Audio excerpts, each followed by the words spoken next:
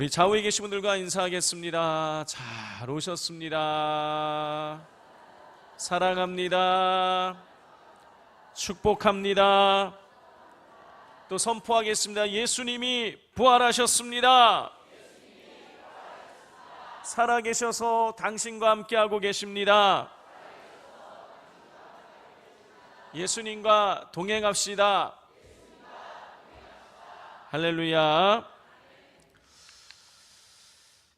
사랑하는 성도 여러분, 오늘은 복음은 수단이 아니라 생명입니다 라는 제아의 말씀으로 은혜를 나누려고 합니다.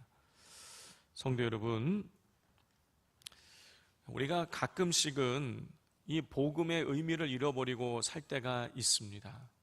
그리고 어떨 때는 이 복음을 우리가 무언가를 얻기 위한 수단으로 여길 때가 종종 있습니다.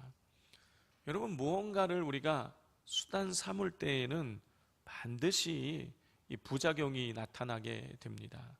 자, 이를 잘 보여주는 것이 도스토옙스키의 고전 우리 죄와 벌의 벌입니다. 이 소설인데요. 그 내용은 이렇습니다.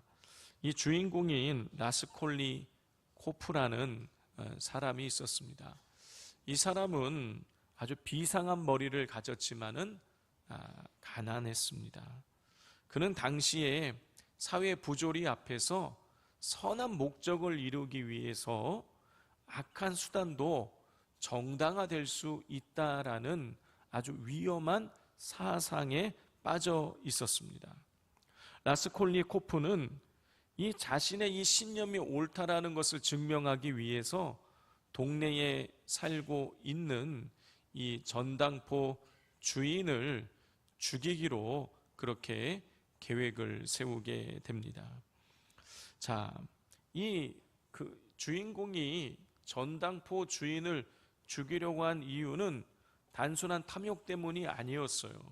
그는 가난한 사람들을 상대로 돈을 빌려주면서 고리를 챙기는 이 전당포 주인을 사회의 악으로 규정을 하면서 그를 죽여서 그가 가지고 있는 돈을 빼앗아 가난한 사람들에게 나누어 준다라면, 가난한 사람들을 구제한다라면 이것이야말로 사회의 정의 구현이다. 그리고 자신이 비범한 존재라는 것을 드러내는 완벽한 길이라고 믿었습니다. 그래서 그 라스콜리코프는 전당포 주인을 죽이게 되는 것입니다. 전당포 주인을 자기의 이 신념을 증명하기 위한 수단으로 여겼기에 그는 양심의 가책을 느끼지 않고 그 전당포 주인을 죽일 수가 있었던 것입니다.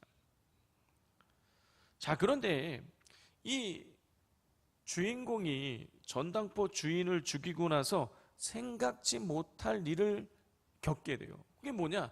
양심의 가책이었던 것입니다. 그런 양심의 가책과 죄책감에 시달리게 되었어요. 견딜 수가 없었습니다. 그런데 이때 한 여인이 등장해서 그를 구원해 주게 되는데 소냐라는 여인이었어요. 이 소냐는 아주 이 집이 가난했습니다. 식구들이 많은데 너무 가난한 거예요.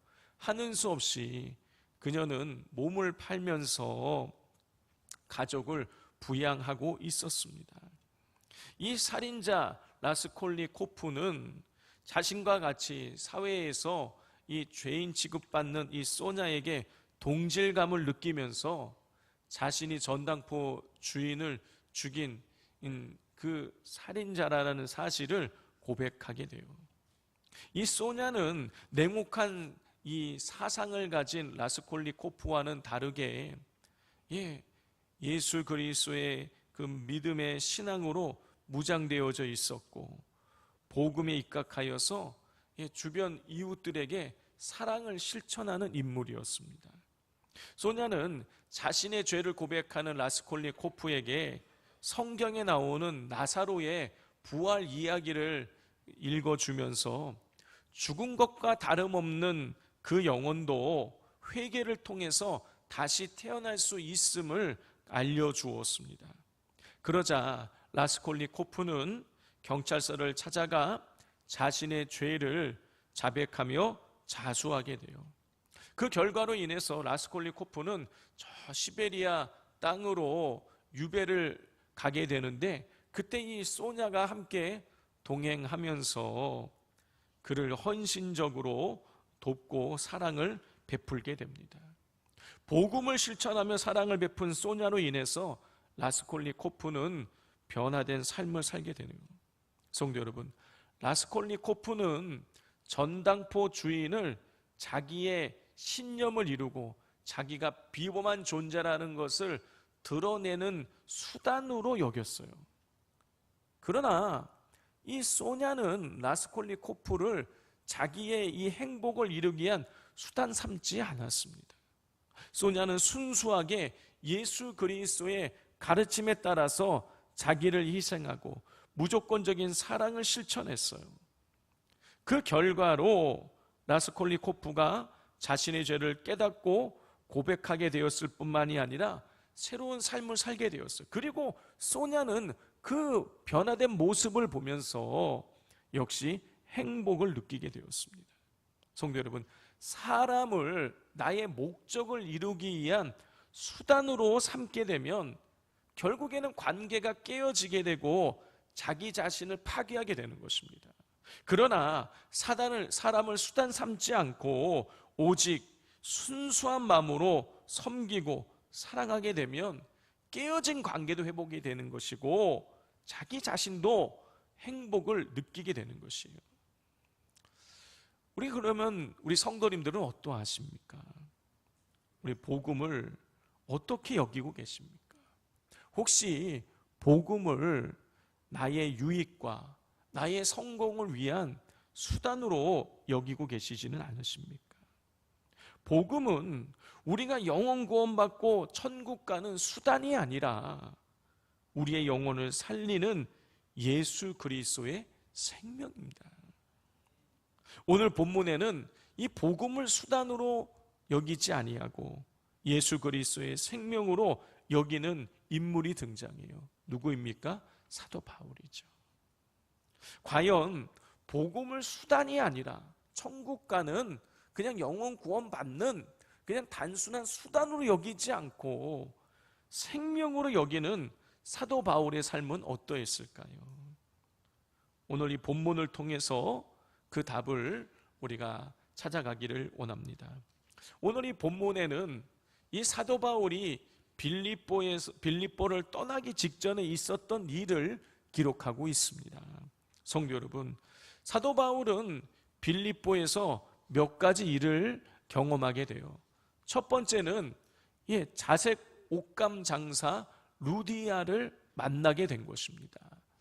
여러분, 사도 바울이 빌립보라는 도시에 처음 도착해서 이 안식일을 처음 맞이하게 되었을 때에 그곳에는 회당이 없기 때문에 기도할 곳이 없어서 유대인의 정결 예식을 그래도 쉽게 행할 수 있는 강가로 가게 되었습니다.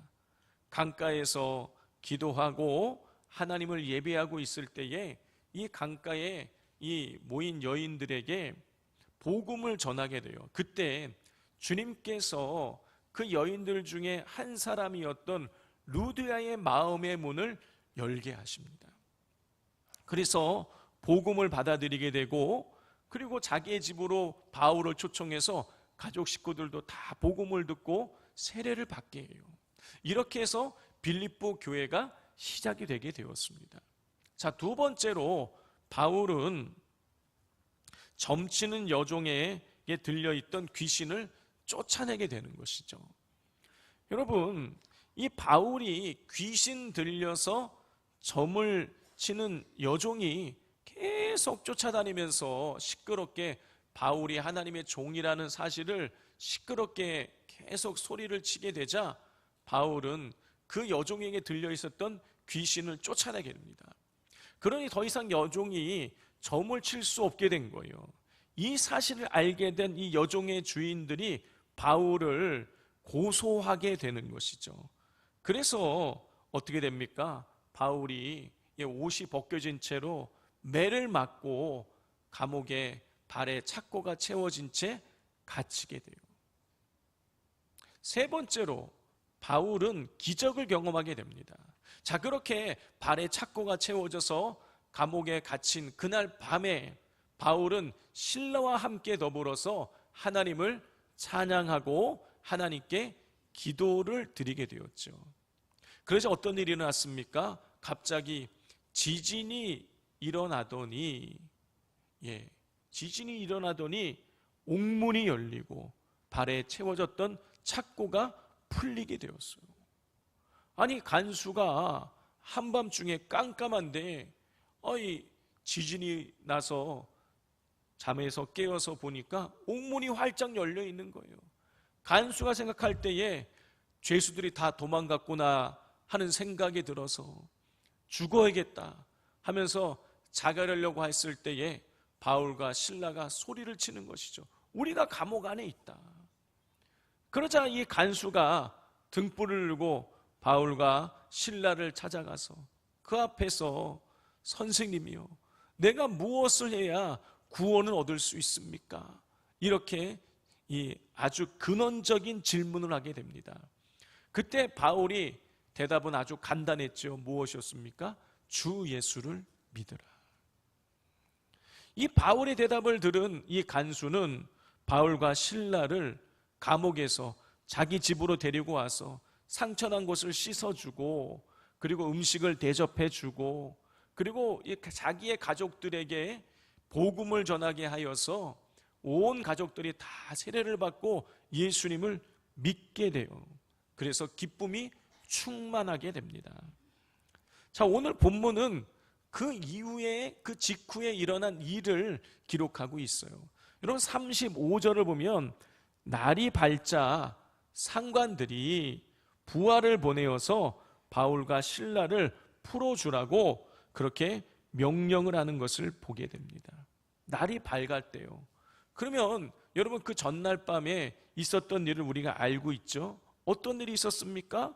찬송할 때에 지진이 나고 옥문이 열리고 착고가 풀리고 그런 일들이 일어났어요.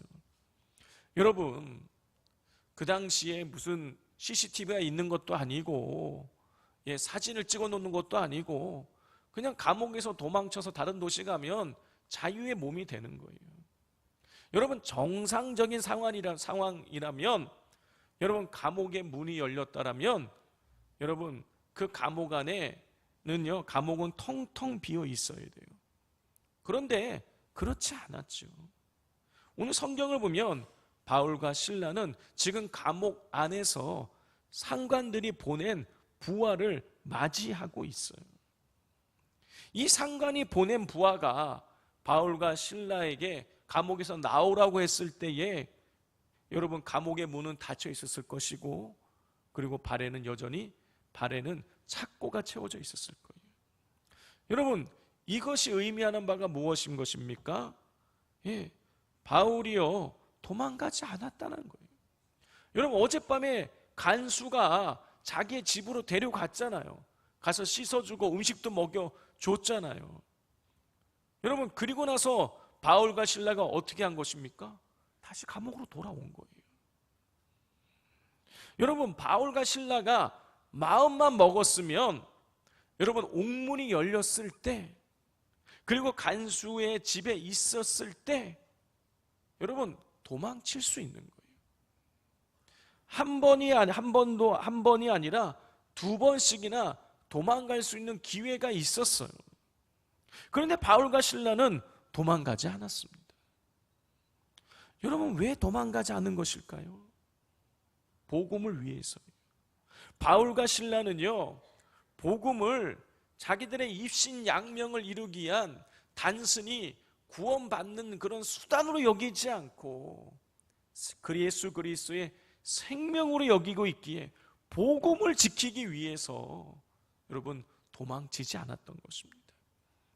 성도 여러분, 우리가 잘 알고 있는 대로 바울은 2년간의 1차 전도 여행을 마치고 지금 2차 전도 여행을 하고 있는 거예요.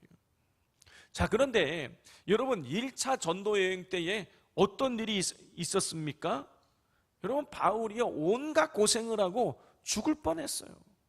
비시디의 안디옥에서는요, 유대인들의 박해를 받아서 이고니온으로 쫓겨왔는데, 또 이고니온에 왔더니 유대인들이 바울을 모욕하면서 돌로 치려고 하는 거예요. 그래서 또 도망을 쳐서 루스드라에 갔더니, 아니 바울이 루스드라에 왔다는 소식을 듣고 비시디 안디옥과 이고니온에 있었던 유대인들이 루스드라까지 찾아와서 그 지역의 이방인들을 이 충동질해 가지고 바울을 돌로 치게 만들었습니다. 이번엔 진짜 돌에 맞았어요. 어느 정도로 맞았느냐, 죽은 줄 알고 밖에다가 내다 버릴 정도로 심하게 돌을 맞았어요. 바울은 죽었던 것이에요. 그런데 하나님의 은혜 가운데에 극적으로 바울이 다시 살아나게 되는 것이죠. 저도 어릴 적에 죽을 뻔했던 적이 있습니다. 사촌 형들과 함께 강화도에 가서 강화도에 있는 그런 갯벌을 따라서 걸어가고 있었어요. 그런데 순간적으로 물이 야투막하게 다 보이는데 제가 순간적으로 발이 미끄러지면서 바닷속으로 쑥 들어가 버렸어요. 제가 물속에 들어가서 눈을 떠서 물 위를 바라보았더니 사촌 형들이 지나가는 게 보여요. 발이 지나가는 게 보여요. 근데 제가 빠진지 모르는 거예요. 제가 그래서 다시 물 밖으로 나오려고 하는데 이게 경사가 이게 굉장히 가파르고 그리고 이게 미끈미끈한 뻘인 거예요. 올라갈라 그래도 이게 올라가지지가 않는 거예요. 정말 몇 번 시도했지만 계속 미끄러지는 거예요. 마지막에 정말 안간힘을 써가지고 정말 어떻게 겨우겨우 해가지고 그 뻘을 그 물속에서 제가 빠져나올 수가 있었습니다. 제가 그날 이후로 그 강화도의 그 갯벌을 가지 않았습니다. 그럼 이게 정상적인 거예요. 사람은 자신이 그 죽을 뻔한 곳을 본능적으로 피하게 되어 있는 거예요. 근데 바울은 1차 전도 여행을 마치고 난 이후에 그 1차 전도 여행 때 동행했던 바나바에게 이런 제안을 하는 것입니다. 사도행전 15장 36절입니다.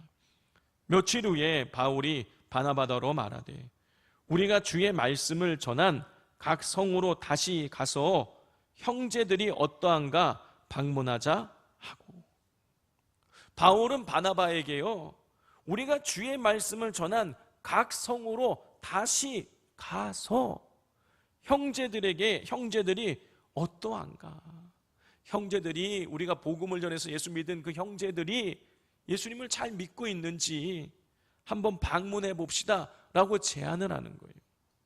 여러분, 이게 무슨 말인 것입니까? 1차 전도여행 때에 박해받은 비시디아 안디옥과 모욕당하다가 돌에 맞을 뻔했던 이고니온과 그리고 진짜 돌에 맞아서 죽은 줄 알고 버려졌던 루스드라를 다시 찾아가다는 뜻인 거예요.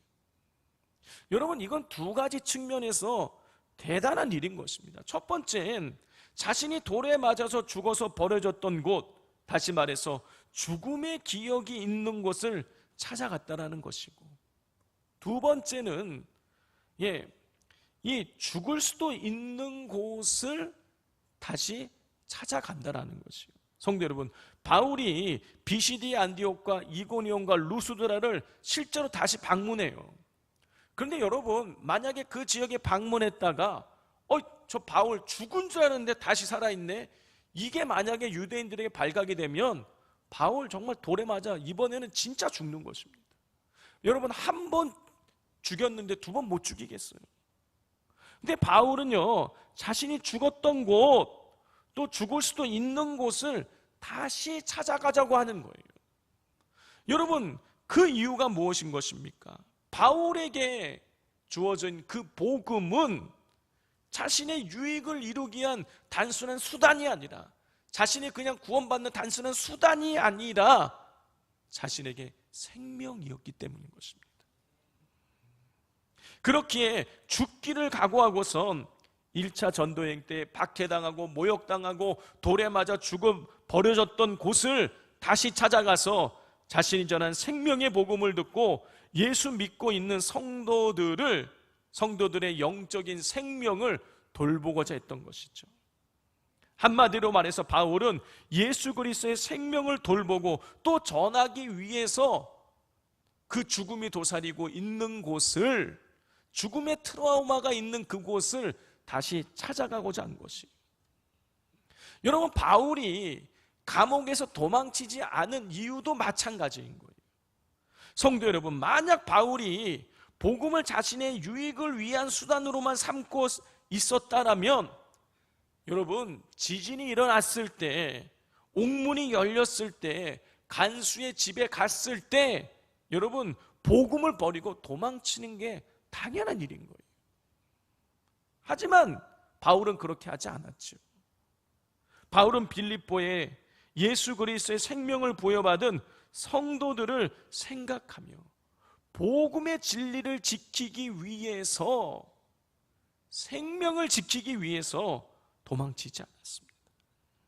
만약 바울이, 여러분, 감옥에서 그냥 도망쳤다라면 빌립보에서 바울을 통해 예수님을 믿게 된 루디아와 그의 가족들, 간수와 그의 가족들은요, 로마법을 어긴 불법자로 낙인이 찍히게 되는 거예요. 그런 복음의 생명이 사라지게 되는 것입니다. 왜냐하면 귀신 들려 점치던 여종의 주인들이 바울을 고소할 때에 바울이 로마법을 어긴 사람으로 고소했기 때문이에요. 여러분, 16장 20절과 21절을 다 같이 한번 읽어보겠습니다. 16장 20절 21절입니다. 상관들 앞에 데리고 가서 말하되 이 사람들이 유대인인데 우리 성을 심히 요란하게 하여 로마 사람인 우리가 받지도 못하고 행하지도 못할 풍속을 전한다 하거늘. 점치는 여종의 주인들이 바울을 고소할 때에 그 고소 내용이 뭐냐면, 바울이 우리 빌립보 성을 요란하게 하고, 그리고 바울이 로마 사람들인 우리가 받지도 못하고 행하지도 못할 풍속을 전했다, 이렇게 고소를 했어요. 성도 여러분, 이 사도행전 16장 12절을 보면 빌립보를 뭐라고 설명하고 있냐면 로마의 식민지다, 이렇게 설명을 하고 있어요. 여러분, 여기서 이 식민지라는 의미는 로마가 빌립보를 군사력으로 점령을 했다, 이런 의미가 아닌 거예요. 그 의미는 뭐냐면, 빌립보가 로마의 식민지라는 의미는 뭐냐면, 로마 사람들이 빌립보에 이주해 왔고, 그리고 로마의 헌법과 제도대로 이 도시가 움직여지고 있다, 그런 뜻인 거예요. 그렇기에 빌립보에는 황제가 파견한 2명의 집정관, 이 2명의 집정관이 와서 로마의 법과 관습에 따라서 빌립보를 다스리고 있었어요. 당연히 로마의 시민들은, 이 빌립보의 시민들은 로마 사람들이 입는 옷을 입고 로마의 화폐를 사용하면서 로마의 제도와 로마의 법에 따라서 이 움직여지고 있었어요.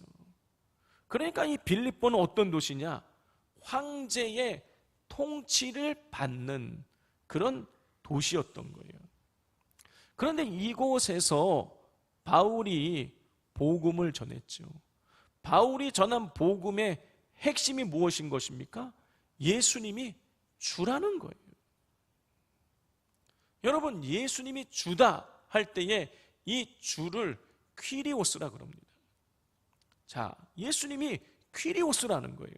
자, 문제는 뭐냐면, 왜 이 귀신 들린 여종의 주인들이 바울이 우리가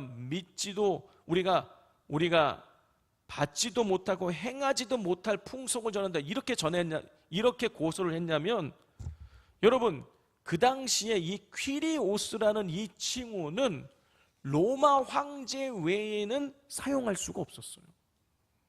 로마 황제에게만 주다, 로마 황제가 퀴리오스다, 이렇게만 사용될 수가 있었어요.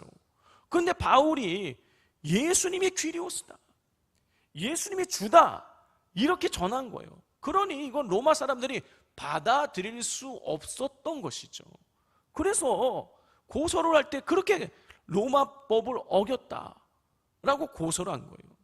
여러분, 따라서 예수님이 주다, 예수님이 퀴리오스라는 이 바울이 전한 복음의 메시지는요, 이건 로마의 황제는 주가 아니다 라는 의미로 받아들여지게 되는 것이죠.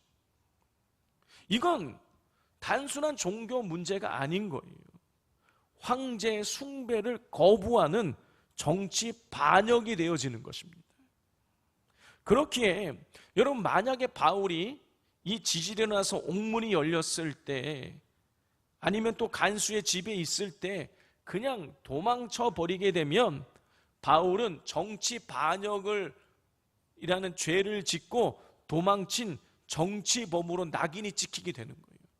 그렇게 되면 이 바울이 이 전한 예수님이 퀴리오스다 라는 이 복음을 받아들인 자색 옷감 장사 루디아와 그의 가족들, 그리고 간수와 그의 가족들은 정치범이 전한 불온 사상을 받아들인 반동 분자로 전락하게 되는 것이고, 그러면 이제 막 시작된 빌립보 교회는요, 무너져 내리게 되는 것입니다. 그렇기에 바울은요, 이 생명의 복음을 지키기 위해서 2번씩이나 도망칠 기회가 있었지만 도망치지 않았던 것이에요.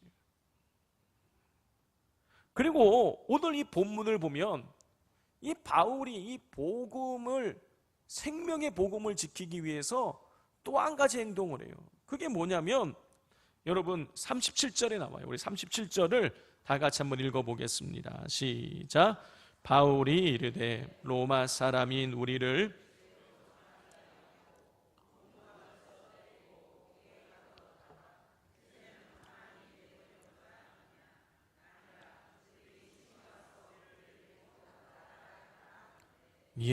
방금 읽은 것과 같이요, 이 상관들, 다시 말해서 로마 황제가 빌립보를 다스리려고 파견했던 2명의 집정관들이 보낸 이 부하가 와가지고 이제 감옥에서 나가도 된답니다 이렇게 전하자 바울이 어떻게 합니까? 아니, 로마 사람인 우리를 죄도 정하지 않고 공중의 앞에서, 대중 사람들 앞에서 우리를 때리고 옥에 가두었다가 이제 나가라고? 나는 나갈 수 없다. 그 상관들, 빌립보의 집정관들, 그 사람들이 와가지고 나를 데리고 나가야 내가 나가겠다, 이렇게 지금 하고 있는 것입니다.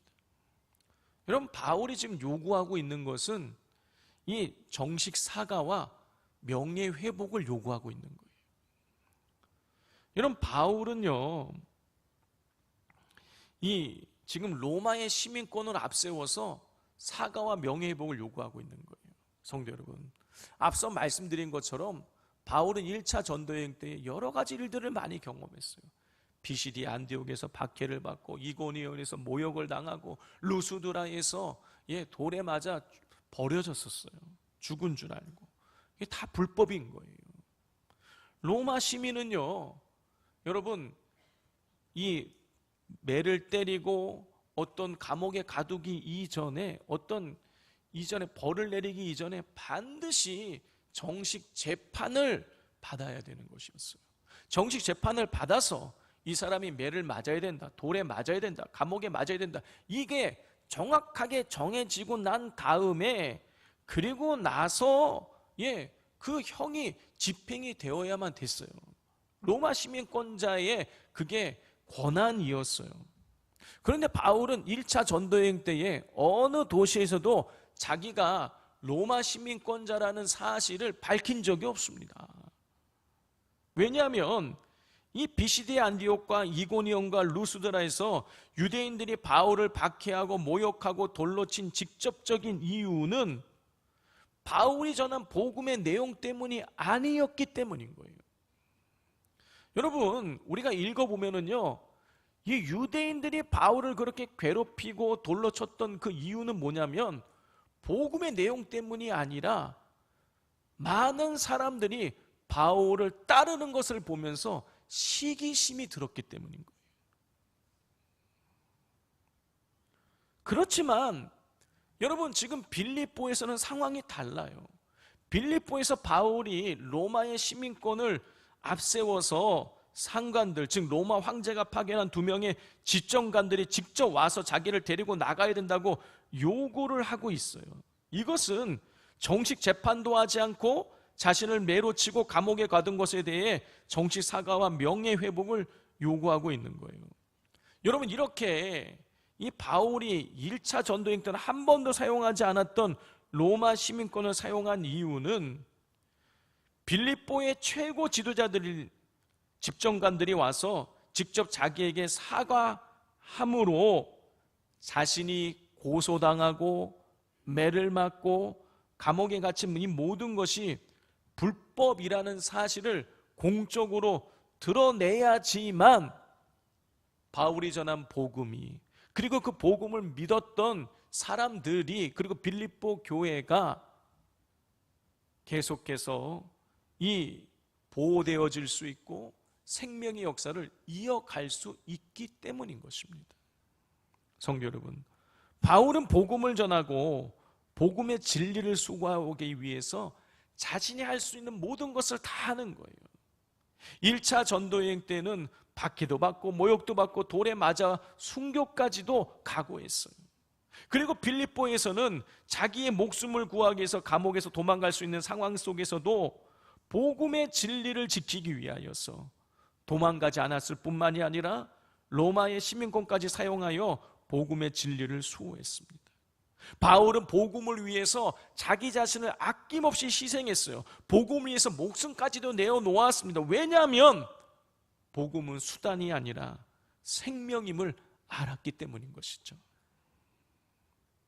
그 복음이 없이는 자기는 영원한 형벌과 영원한 죽음을 맞이할 수밖에 없다라는 것, 복음만이 자기에게 생명을 주고 이 복음이 다른 이들도 살릴 수 있다는 것을 그가 믿고 있었기에 그는 할 수 있는 한 모든 방법을 다 동원해서 자기를 희생해 가면서 목숨까지도 내어놓으면서 복음을 지키려고 했던 것이, 바울은 복음을 이용하는 사람이 아니라 복음을 위해서 헌신하는 사람이었습니다. 우리 성도님들은 어떠하십니까? 복음을 어떻게 생각하고 계십니까? 혹시 그냥 복음을 내가 구원받는 단순한 수단으로 여기고 계시지는 않습니까? 이 복음을, 예수님을 나의 성공을 위한 단순한 수단으로 여기고 계시지는 않습니까? 바라기는 바울처럼 복음이 생명인 줄을 깨닫고 이 복음을 통해서 생명을 나누는 삶을 살아가시기를 주님의 이름으로 축복을 드립니다. 기도하겠습니다. 하나님 아버지, 복음이 생명입니다. 이 복음이 생명인 줄 깨달은 바울과 같이 우리도 복음을 수단 삼지 않고 바울과 같이 이 복음을 위하여 우리 자신을 헌신하며 그 생명의 복음을 지켜나가며 생명을 나누며 살아가게 하여 주옵소서. 예수님의 이름으로 기도드립니다. 아멘.